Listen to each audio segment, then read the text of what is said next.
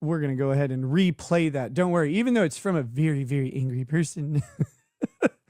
Prove me wrong, I guess. People hate me so much they forget that Kurt made a joke about Maya not being abused, but rather having a diaper fetish. Yeah, no. Lied. I didn't say that. Just like you saying Kurt said you promised to pay people for trial streaming when in fact that isn't the way it happened. He just didn't call Nate the lawyer a liar for saying that. No, he fully agreed, and he also said, I don't remember getting any money. So that is a thing, but as people who pay any attention would know, I've completely squashed the beef with Nate with no problems, and I forgave Kurt. I just learned more about Kurt, and I didn't say anything about Maya having a diaper fetish. I didn't even know about any sort of joke that was made about that at all. Oh, here we go. Here's him calling me out. Nope. You made a crass joke about her having a diaper fetish. Okay. But then again, you see nothing wrong with Melton's crass jokes about my minor daughter and have defending it. He will never agree that he doesn't have a moral high ground over Kurt. And he squashed his with Nate, but Nate or Runkle haven't publicly taken back what they said. Funny and weird how that happens. You notice how even you have to admit that what I said was a crass joke, because it's a crass joke. I make crass jokes constantly. I don't care about crass jokes. I have zero moral issue with crass jokes, although I've never defended Melton's jokes about children that I know that he made before I met him. I've never participated or engaged in any jokes about those children. In fact, when asked to dish on those children, I said the same thing I always say. Those are really sweet kids. My kids had a good time hanging out with them, and I hope that, they're doing great. That's it. I don't want to say anything negative about them at all. I don't have anything negative to say.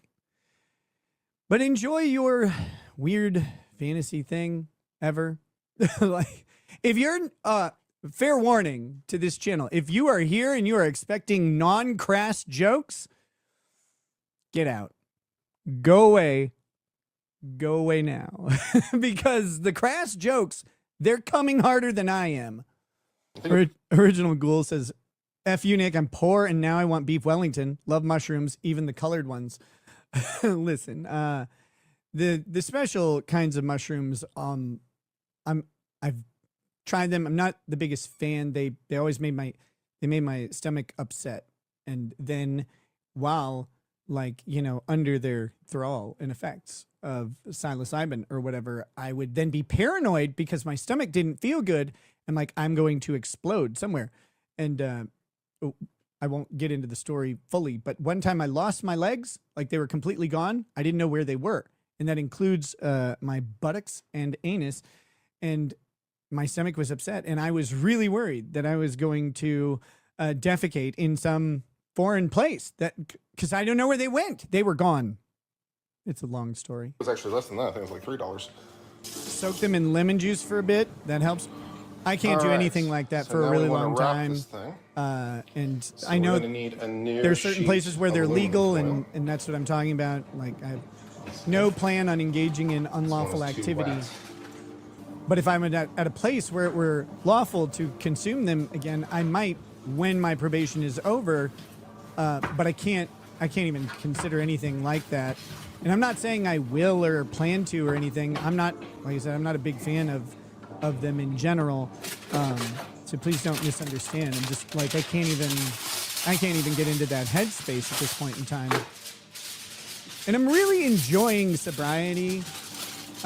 Aside from the minor inconveniences and annoyances about it, I enjoy how I feel, and I enjoy my lucidity much more than I thought I would.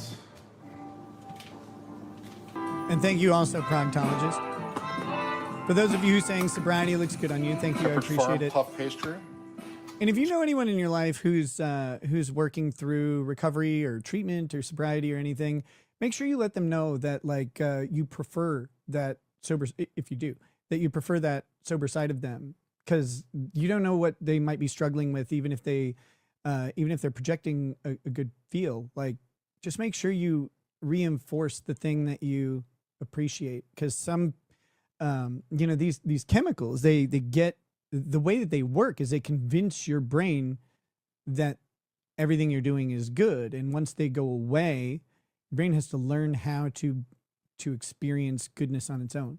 It takes some time. It takes some healing, and encouragement from people is much, much more beneficial to them than discouraging their old activity or whatever. Because remember, that stuff was lying to them, telling them that it was all fine and all good and all great. And like, that's what they're dealing with. And it's not conscious. It's a chemical shift.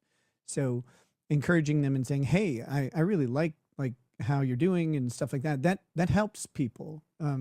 You guys help me tons, but like, it helps the other people in your life who are dealing with this. And that's why your brain has to learn how to respond to those positive stimuli on its own with that reward center again, because it's not being flooded with those rewards by an outside source. So keep it up to the people in your life who may be dealing with those issues.